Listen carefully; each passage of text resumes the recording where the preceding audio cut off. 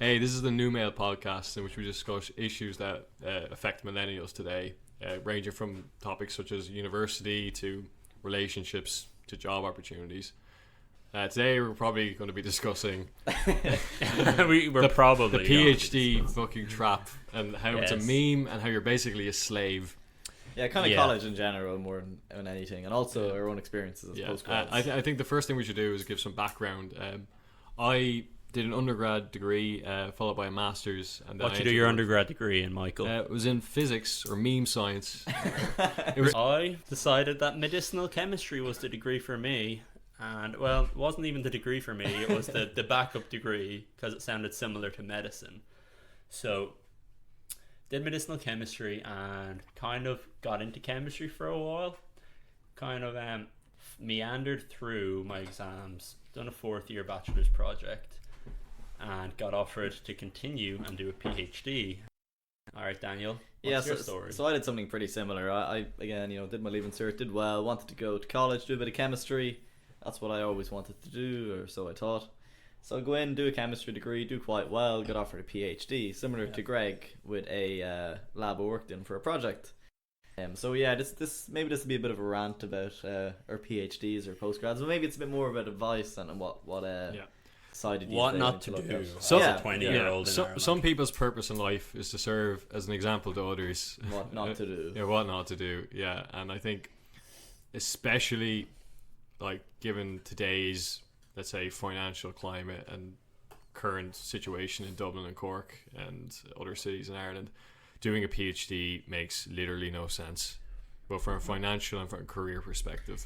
Yeah, I mean, even just looking at it from a career perspective. So this is what everyone talks about. I got to do a PhD. If in our case, myself and Greg, we did chemistry degrees. So everyone says, I got to do a PhD to get a good job in a pharmaceutical company. That's what you're told, so why would you think any different? But the reality is that that's not what is actually required. There's plenty of people that I know that have got jobs in pharmaceutical companies with a bachelor's degree in colleges from all over Ireland, and you're sold this idea that you need to get higher education, you got to aspire to do more, and that you'll be rewarded later for it, when this isn't actually the case. But no one tells you this. Tierney, well, what was your PhD experience? All right, my experience is. What did you do your bachelor's project on? I did my bachelor's project on fucking foams, and my bachelor's project basically consisted of me sitting beside a psychopath who was extremely agitated about his own mistakes in life, and he basically took it out on me. So I have to thank him for that, because he stopped me doing a PhD. I could have done with it. Yeah, by example. Nothing compounded the pointlessness of the whole enterprise when I basically caught up on his entire 4-year PhD within 6 weeks, and that's how little had been done. And this poor guy was left to languish, with no supervision. Because what's he doing now? He works as customer support. Need to get that job. I bet he fucking needed that PhD. That's the first 4 thing years of his life, and it must have destroyed his health as well. That's the bit a lot of people don't talk about. But so I don't know. Maybe it might be good to introduce what a PhD in science actually is, especially in Ireland, because I know myself, I wouldn't have a clue what a PhD is in business or law. We're sold this idea, and then you go into it, and then but what even is it? So a PhD in Ireland and most of Europe, as far as we can tell, is that you go in, you work in a lab, you do research that's meant to be groundbreaking research, when a lot of the time it's not. And you write a thesis, you publish papers, and you hope that your researcher has some money. You begin your career as a young scientist. So at the essence of it, you're sold that PhDs are the geniuses. They are the top of their areas. They're the top students in the country, and that's why they're doing this work, because they want to do cutting edge new research. In reality, that's all a bit of a lie. Anyone can do a PhD. You don't have to be incredibly intelligent.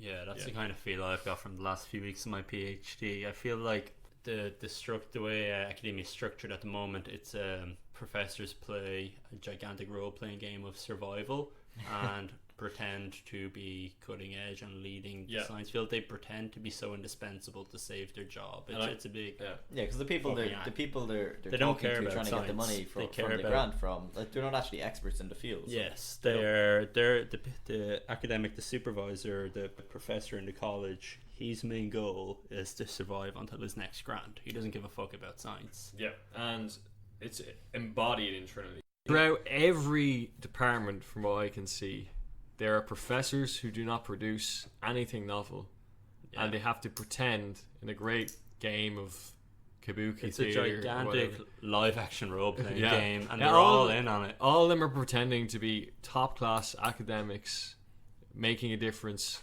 like the guys in Stanford or Harvard Yeah, or Cambridge. Yeah, But in reality, there is very little novel research done internally from what I see. It's either Me Too science or it's just stuff to like generate papers about like nothing at all. yeah. Foam. The purpose of research is to keep the research going and not to actually impact the world necessarily. It's more about, I have a grant coming up, I have to make a presentation and trick the fucking people in the grant committee to give it to me.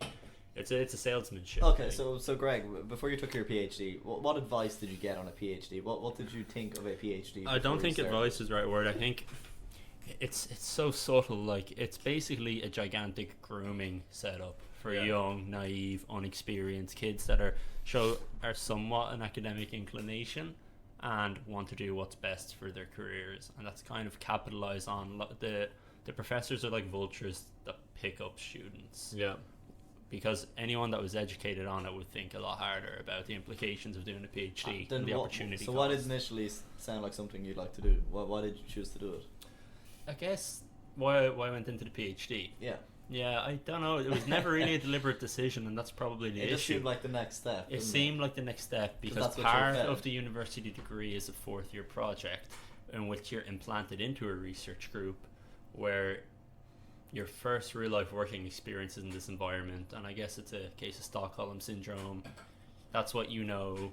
That is the natural first step, because going out into the real world and getting a job is scary. Yeah, and I think that really gets to the crux of it. I think the main reason people Is do apathy. degrees is like feelings of inadequacy and feelings of like fear. Yeah, for fear, entering I'd say the fear workforce. is the main one as Fe- well. Fear, yeah, it's just And It's fear of the unknown. Yeah, and apathy for me, I feel like, was a big I mean, influence. It was the path of least resistance. Yeah, I mean, a lot of people, back 20 years ago in Ireland, if you were, 16, 17, 18, you were working on the firm, you were earning money, you were getting a job, whereas now everyone obviously goes to college. Yeah. And because of that, even when you're older, you still seem like you have a younger mind relative to people 20, 30 years ago. Yeah. So, you're finishing college age of 21, 22, and most people aren't actually adults. They're still kids to some extent. They're not ready to take responsibility in their Yeah, lives, yeah, which is, yeah, it's yeah. very fearful for a lot of people. Yeah, and the thing is, it's like college in Ireland is the natural path for kids. I don't think many people deliberately decide to go to college, but it's what is done, and you just go along with it, and you just float around, and then you find yourself halfway through a PhD thinking, I don't know why I'm here. There were very little deliberate hard decisions made, and the fact that that's the attitude of probably half the people doing them, the field of science, at least from my experience, is pretty just stagnating. falling apart. It's stagnating. yeah. Whereas before, PhDs were limited to people who had actual passion. The money wasn't great, but it was enough to live on. It was enough to have a life. Yeah, so we should probably say, like, PhD students, for those who don't know, they are actually paid. It's not considered a job. You do get a kind of an exemption. Stipends, Yeah, you get an exemption from tax as well. It's officially a scholarship. But for students, especially living in Dublin, it doesn't equate to very much, especially when you take into account rent. I mean, rent in Dublin. It's has become nearly getting to the point where it doesn't cover rent. no, Yeah. especially for some people. Yeah, and it's like, if your PhD stipend does not cover rent, you are poorer than someone who is on social welfare by a large margin. Yeah. And these are the sort of people that you want driving forward innovation. Yeah, and I mean, technology. some of Yeah. these PhD students, some people start at 24, 25, and they're well into their late 20s, and they're still on this very low wage. They've never had a proper job, and Yeah. I mean, there's this massive extent of fear for them. I mean, what are they meant to do if they're nearly 30? They've never had a job, and they don't have any savings. And it gets even worse because like the skills you learn in the PhD are not relevant. No, often in industry. people say they are, but I mean, They are not relevant. Like, Yeah. it's like if you're in a research lab for 4 years, what you've basically learned is how to be in that particular research group for 4 years. Yeah, how to get by. How to get by, Yeah, how I to mean- deal with the crippling depression of all your Yeah. your co-workers, and how to basically suck up to an Yes. authority figure. Yeah, Like none of yeah. which, It well, maybe is. the sucking up to the authority figure is good in the private sector, but like none of which are actually relevant to the private sector. And given that most people end up in the technology sector in Ireland, it seems for in our age group, it is totally useless. Like you could have gone the same job if you didn't do a PhD, rather than going through 4 years of misery before realizing your PhD isn't relevant to any job or field that's actually attainable, and then having to basically take a step back and go for an under or a graduate position. A lot of the problem, like the common denominator, and a lot of the problems with college and doing PhDs and postgrads is a lack of actually effort. It's just like it's so easy to get into a PhD after a 4-year project if you kiss enough ass. yeah, but it's not You don't- taught to be like that. it's not very- It's thought to be this prestigious thing that only certain few can get. It's when kind of it's like really not.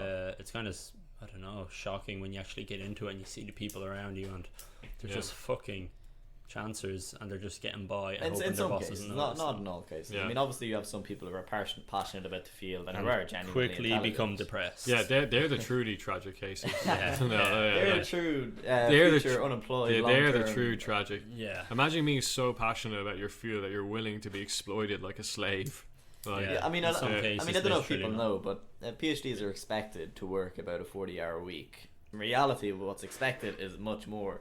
I mean, Yeah. you're meant to work Monday to Friday, 9 to 5. That's what a regular job is. But no, your boss indirectly expects you to stay till 7, And till has 8. a weird And influence then there's over the your entire weekend. life. It's Yeah, really I mean, creepy it's- when it's they like- ask you shit like your job with working on weekends. So I'm 22 and I've had a job the last 6 years. Yeah. And so throughout school and college, I've always worked on a Saturday as a part-time. So when you started a PhD, Yeah, so then I was talking to my PI, which is our boss effectively, and I was discussing that I have a part-time job. I've had it for the last 4 or 5 years. I'd like to keep it, Yeah. and you could kind of tell he wasn't too happy about this. But I was kind of lucky Yeah. in that the funding I got from my PhD was I kind of got it myself with help. In Yeah, general, yeah. the money comes from your boss, so he kind Yeah. of has a lot more power in what Yeah. you do. The weird like power dynamic in a PhD is really fucked up. Like I don't think maybe it does, but I don't think it's like that in any other industry. Yeah, it is. It's this weird personal kind of mentor relationship. Yeah, So exactly. it's really infringing on your the personal boundaries and professional boundaries in the workplace. Yeah. Because your boss can kind of Yeah, so like when I be very dismissive. when I kind of accepted the PhD, we were talking, and I said I had this job, and I'd like to keep it up because the financials of a PhD aren't particularly great, and if I'm Yeah. living in Dublin, I could do an extra bit of money to Yeah. get by and survive. Yeah. And you could kind of tell that he wasn't too happy about it. I mean, Ever express any direct disapproval of it? Did he ever yeah, tell I mean, you? he said, "Look, I can't tell you not to do it," which I think by itself says I don't want you to do it. Yeah. I mean, he's not directly saying don't do it, saying but I wish he can't you make it didn't any do clearer. your extra job on the weekend for money to get by. Yeah, I mean, everyone's expected to, do either reading or prepare slides or even go into the lab at the weekends, do more work. You're expected, like the professor projects his views of lifestyle onto his students. It's this weird, almost family sort of setup. Well, I think what's more so is I did this. It's actually in medicine as well. I did this, so you should go through this. Yeah. Even if it isn't productive, it's still like you have to do this. This is the way. This is the ultimate gatekeeping. Yeah, Like you have to work these absurd hours for no money because I had to do it, and I'm punishing you for my mistake. And so one maintain thing they like to say, and other people who work with you will say, is they'll give examples of other countries. So one of the very extreme cases would be India. the way it works in India is very different to Ireland. They work about 12 to 14 hours a day, Monday to Friday. Actually, no, sorry, Monday to Saturday. And then also, they only have a half day on Sundays. Yeah, and I'll come back to what does India produce? Yeah, exactly.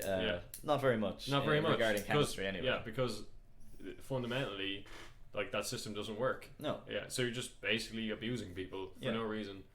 Like, it's, and so like they're always reinforcing this. You have these people in India and China and America working crazy hours. You have to compete with this. Why aren't you doing this? Yeah.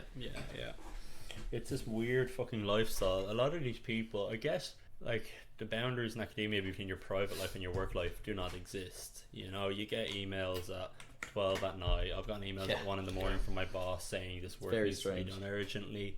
It's insane, you know. And like, that'll bring us into like how would you fix this system? I fundamentally think how it would be fixed is if it took some leaves out of the private sector and it was a much more professional endeavor. No, completely. I mean, there has to be reviews where you look at what's actually done in the lab. Is it productive? Should the money be given to this? Yeah. And I mean, it's basically a black hole of money. 100%. I mean, people don't think this because they think the PhDs, you know, they're doing lots of research. They're discovering new things. They discover that chocolate tastes better on Thursdays or some cutting edge research like that. Yeah. So I guess this kind of goes into the problem of funding and academia in general. So maybe we should talk about that for a little bit. Yeah. So like we've discussed how we've given our rants about our PhDs. So now it's like, let's talk about the serious shit. That was the overall atmosphere and feelings you get doing a PhD, and your sense of, I guess, disappointment when you finally meet your hero, and it's just sort of this shitty fucking bonsai scheme. You know? So obviously, you know, we don't represent all cases. There will be some people who think differently, but we like to think we have a broader view of the topic. Well, I think definitely these are very common feelings. Definitely, there's a general miasma of absolute despair in the postgraduate community. So it's fucking depressing. I think we've caught that zeitgeist very well. Yeah. So academia, the main issues are the incentives. Most things in life is the incentive structure. So in academia, your funding is coming from governments. Let's say Quangos, Irish Research Council, European Research Council, SFI. So there's very little reason to expect a return on your investment for those government, like most government agencies. That's an issue.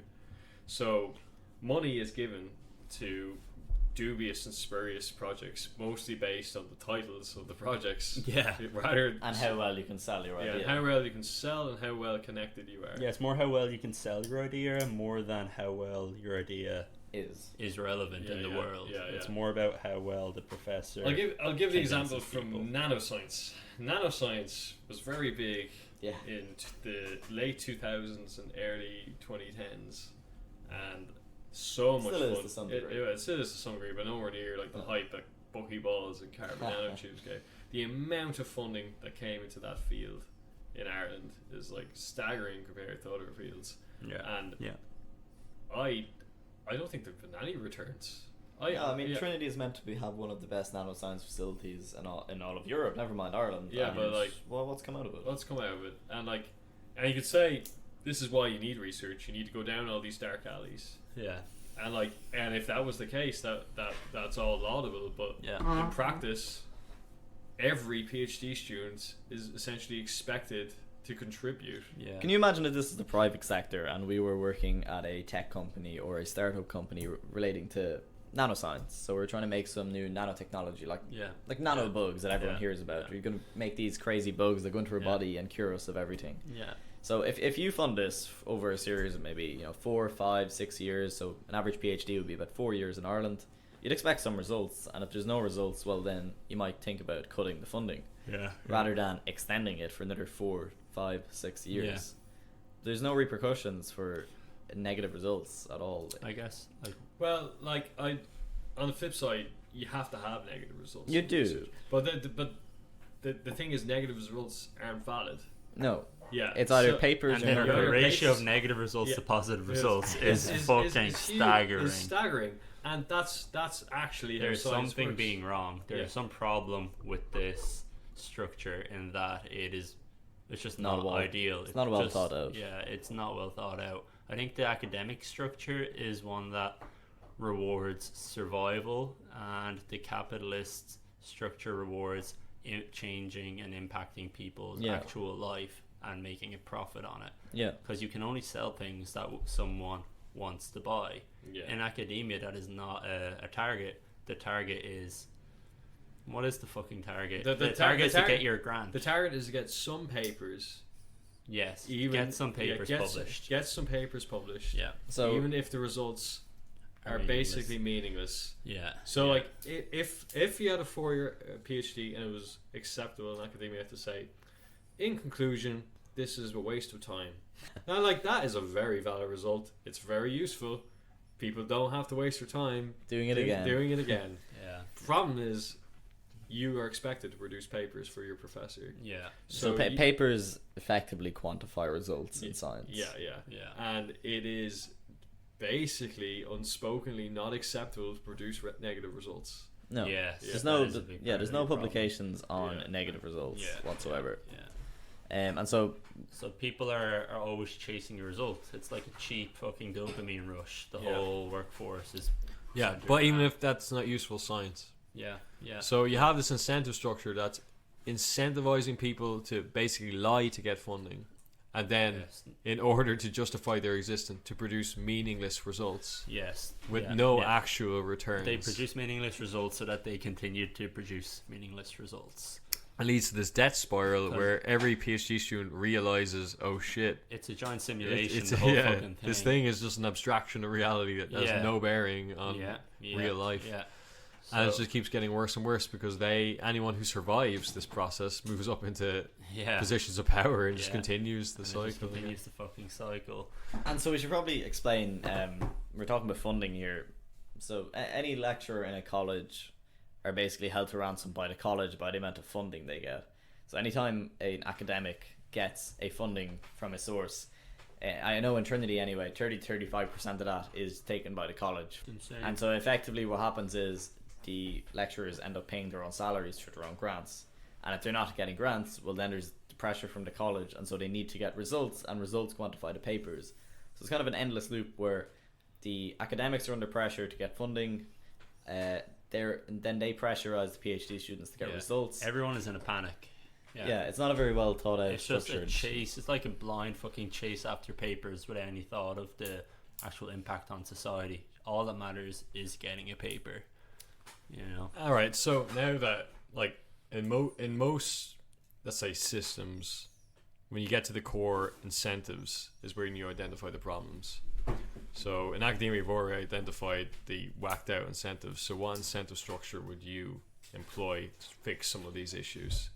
So I think it is a good example to look at the private sector in something like this. If something isn't profitable, it's not. You're not capable of keeping it going. Yeah, and things are only profitable that people want, and things people either need or they want or will improve their life in some way. I mean, why should a few academics in Ireland get to do what they want just so they can have an easy life? Let's say a lot of them don't care entirely about their work. Some of them do. But at the same time, why should millions be pumped into these research labs for a bit of fun in a lot of cases? So, how would we fix this? Yeah, I think negative results are not acceptable. That's the problem. It's like the fundamental thing. You just have to, whatever you're doing, even if what you're doing is irrelevant, as long as you're getting positives in your relevant area. Well, like, I could give a very simple solution to this, and it's already been talked about in other fields where they're having a replication crisis at the moment, is PhDs will have to and like on a more granular level, papers will have to register their results, their not expected results, but the bounds of what you're trying to achieve before you do the experiment and before you do any of the research. So you know this is a pre-registered experiment.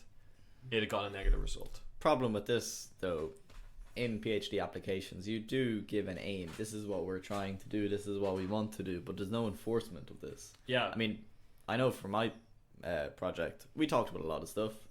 We had an intention of doing some of it. We didn't have an intention of doing anything else. But once you get the money, you're almost left to your own devices to do what you want with it. Why did you do the project you chose? So before I started my PhD, I actually worked in Greg's lab for about 6 weeks just to get a feel of what it was like. I didn't particularly like it, and then I did my 4th year project in a different lab.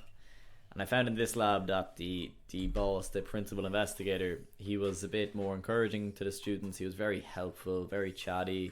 You know, he kind of pointed, the field was relatively interesting.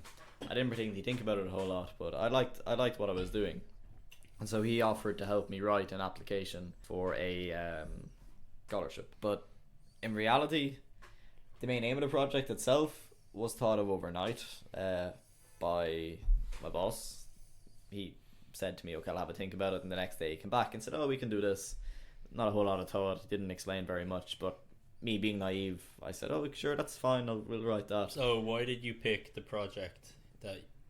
Well, first of all, the problem is you had no input on what the project No, I didn't pick the was. project. So Daniel's funding was spent how another person chose. Yeah.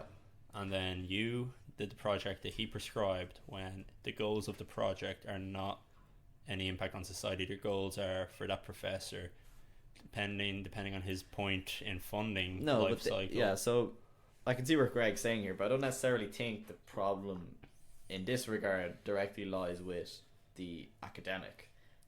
Well, you didn't do the PhD because you wanted to change something in the world. No, I just did it because I felt it was the next natural progression. So yeah. So a lot of academia goes down to not deliberate, direct connections with society. Not a whole lot of thought even. Yeah, but like, how would you fix that? Like, what have you done there, Louis, to fix my problem? My problem was I didn't have a whole lot of guidance. I was particularly young in my case. I wrote this grant application at 19 or 20. There was no thorough thought put into it. There was no guidance given to us. There was no talk of what possible jobs we could get after we finished work. You know, there was career fairs, but we had no one within the college telling us, you should go to these, you should talk to people, these are possible jobs you could get. Yeah. So, I mean, you know, you're a 20-year-old guy who's been to college, had a bit of fun, and he doesn't particularly want to take a whole lot of responsibility on his life, get a job. So, you know, he sees this easy route to keep going in this easy life. But, you know, a little bit of guidance would go a very long way for people in that situation. But, like, how does that fix academia? Like, fixing academia. Yeah, how would you fix academia? So that could help solve a bit of the problem in that it would help. Yeah, it would get rid of some of the PhDs. It would solve people who should not be doing PhDs doing PhDs. Yes, so that would be one element of the problem solved. But the major element, I think, is the type of work done, and so fixing that. So again, going back to the private sector, you know, you need an element of what's the word? The accountability. So you propose, I'm going to try and do this. You explain why you're going to try to do this, and then you try and do it. So and there has to be repercussions. There has to be. I mean, there has to be repercussions if you don't aim to do what you do. If you're trying to do something and you find a little side project that has nothing to do with it, you can argue that, okay, maybe this will be interesting, but it's not what you got the money for. I mean, you can get a lot of money. People get millions of euros to do the work they propose, and they don't spend any of it on it. I mean, there has to be, the governing body which gives out the funding surely has to enforce, this is your project, stick to it. If you're not getting results, try a different way. If that's not working, well, maybe you're not the best person for this type of research. And you treat it like a private enterprise. This is the government running research institutions. I mean, this is, at the end of the day, this is taxpayers' money. This is, like, it's a lot of money that gets pumped into these institutions and is wasted effectively on a few academics and a few students.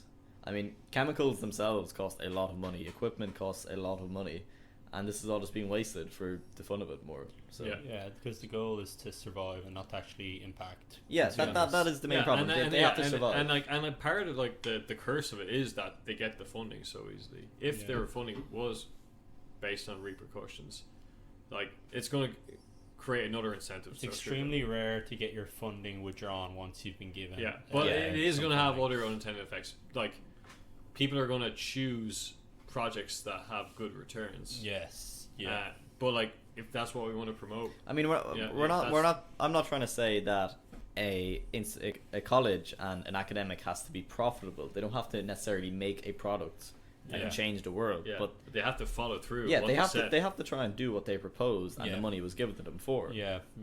Like, imagine your PhD was, imagine the aim of your project was, I want to go from get chemical A, and I want to see if chemical A does X. It will take 4 years estimated. At the end of it, you have to produce one paper. It's just one paper. Any other papers you get along the way are bonus. But you have to get one paper that says, has this aim been achieved? If you achieve it early, you achieve it early. And You you get your can finish. PhD. You get your PhD early. But then what will be the repercussions if you don't do it? If you don't do it, Yes, if you don't get a PhD. Oh, Yeah. that's an interesting point. Yeah. Because right now, you always get a PhD, no matter what you do. You'll write a thesis on it and fit it under the blanket title of what the project is. Yeah, I mean, people might know it's incredibly rare you don't. It's incredibly. It's very difficult to fail a PhD. To put it in perspective, I know a guy who failed his Viva, appealed it, and got a PhD. So yeah, And he did probably the quality of work that you'd expect from a third year undergrad for 4 years. And to be fair, his supervisor said he should not get a PhD. But he appealed it and still managed to get a PhD because it's just awkward fighting it. it's A for effort, isn't it? It's- Right? No one Yeah. wants the effort. Nobody wants the controversy. Just everyone, no matter what you do, you will find a way that you can convince someone that it's somehow related.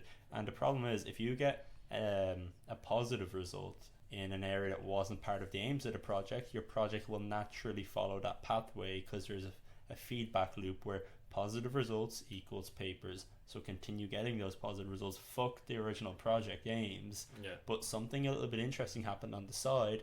That is your new project. People change topics so much. Yeah. So, like, if we identify that the issue is that there's no follow through on the original funding goals, like, I think if you start there, you can basically from the bottom up start fixing a lot of issues with postgraduate research. It's more target oriented. It's target oriented. It's okay if you get a negative result. Yeah. Yeah, You it's have to okay. reinforce It's that. okay if you get a negative result, and it's totally a totally valid thing.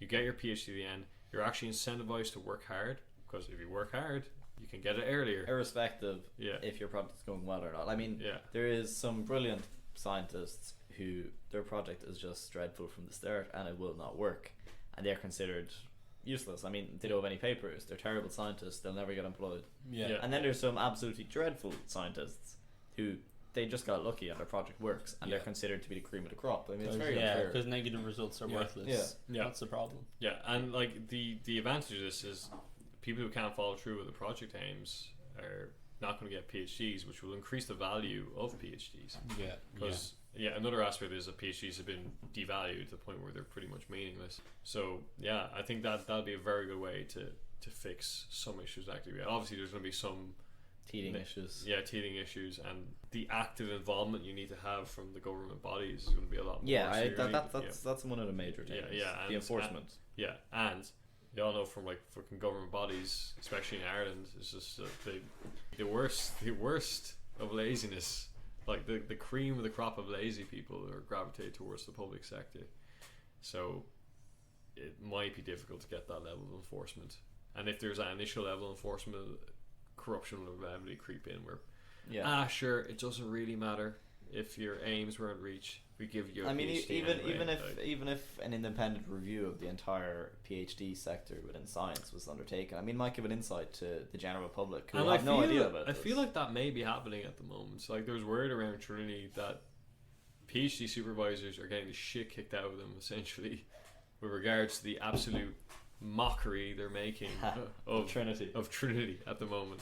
I feel like that would be a good place to start.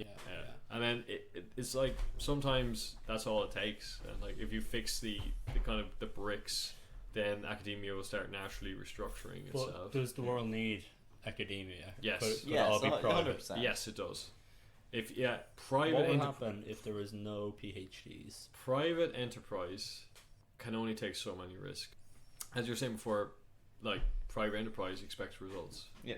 It's not going to go and research fields that don't have direct monetization potential. You're never going to get. So, like philosophically, should the things that are chased be things with monetization potential? Are they the things that matter? It's not that it's about It needs to be a monetization. mix. Of It needs to be a mix, but like really, it's not about the monetization potential of the thing. It's about following through with the actual aim of the PhD. So it's unrelated to monetization potential.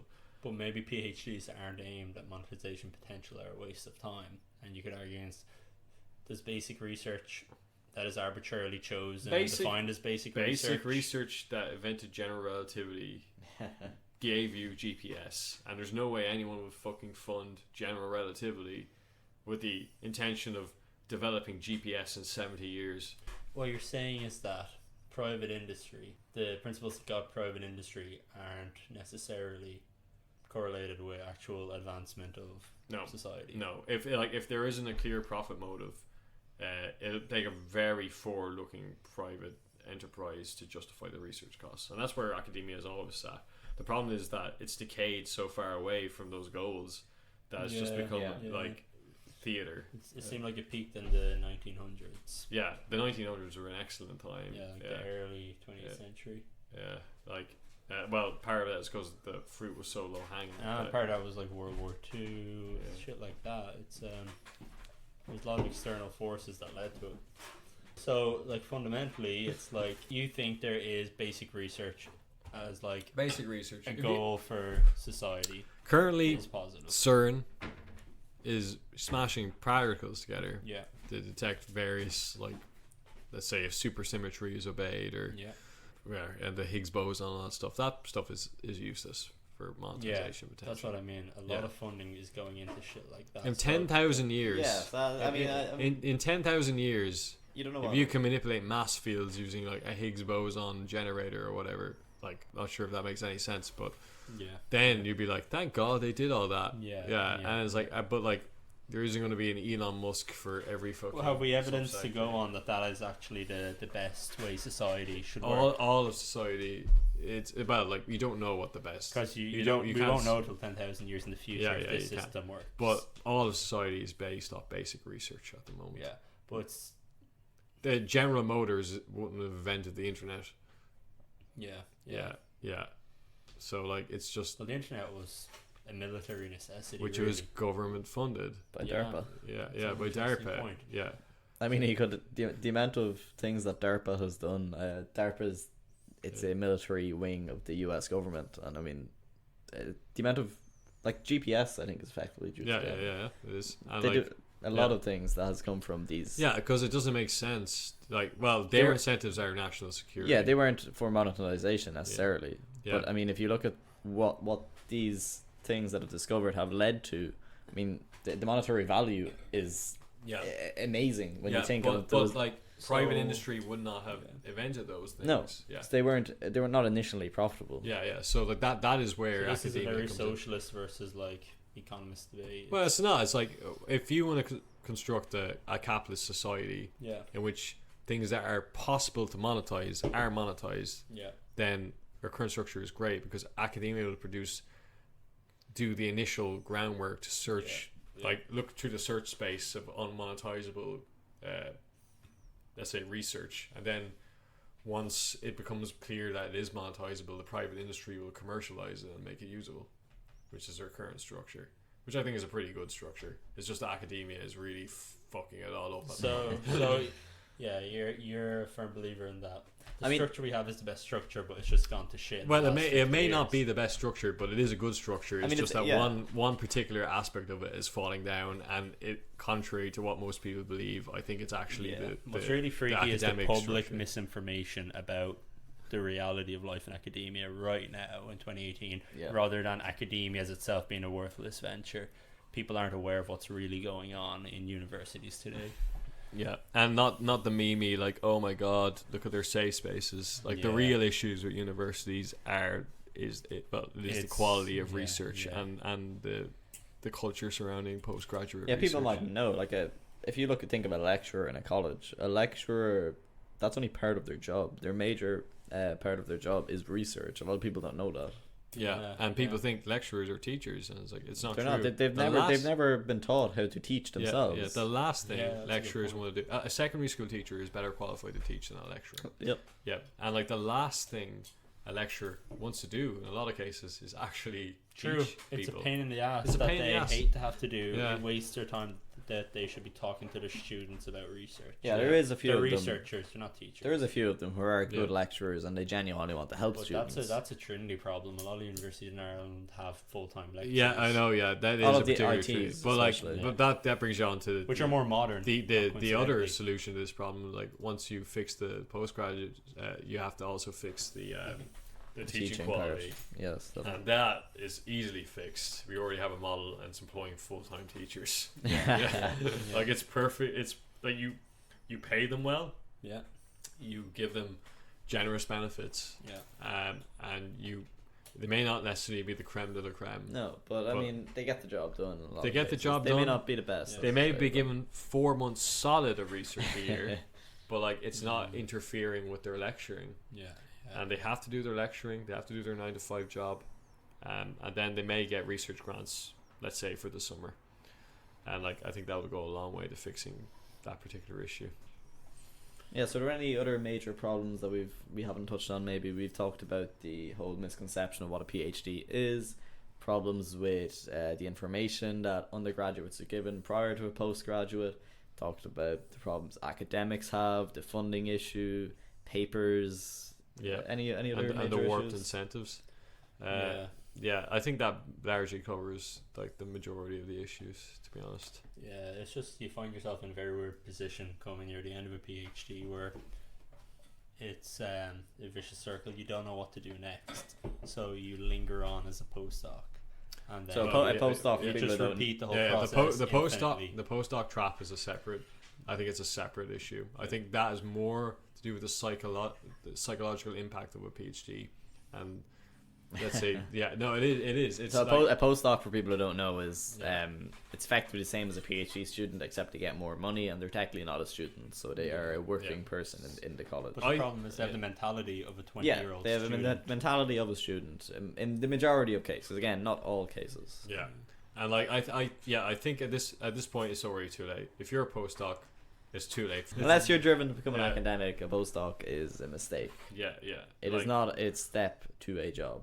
No, if Like a step further away. it's a Yeah, step it's- further away from a job. It's like you've already walked down the bottom of a hill when you're PhD, but there's still hope that you get out. If you do a postdoc, it's like, you know what? I'm going to start digging a hole. At the bottom. At the bottom of this hole, I'm going to dig another hole. So it's Get into basically China some way. just people running away from jobs. Yeah. That's all of academia.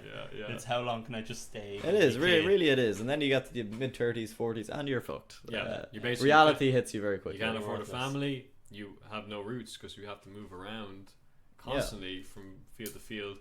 You have no savings because you're not paid particularly well. Yeah, you're basically a transient. I don't know, like in the past, you'd have these people who wander into town and repair your shoes. Yeah, it really is. Yeah. It's like a neo They form become of these that. mercenaries Yeah. of pseudoscience. Yeah. And just sprout. Forget who you are. Yeah. It's just student life continued in adulthood. Yeah. It's insane. Yeah. There's just no growing up with it. All right, guys. I think we've covered most of our topics here, and so Sponsored. yeah, guys, that was our first episode of the Numale Podcast. Hope you Almost enjoyed forgot it, and we'll be back again for the next one. the name. Yeah. Alright.